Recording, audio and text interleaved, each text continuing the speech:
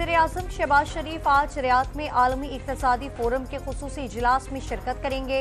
आलमी ताउन, जामिया तरक्की और तवानाई के मौज़ूआत पर गुफ्तगू होगी। सऊदी अरब में वज़ीर-ए-आज़म शहबाज शरीफ से मुशीर, शाही दरबार और general secretary Saudi Pakistan supreme coordination council की सरबराही में वक्त की मुलाकात। अजोड़ में बारिश के दौरान मकान की छत गिर गई, 2 खवातीन जाँ बहक, बच्चों समेत 5 अफराद जख्मी।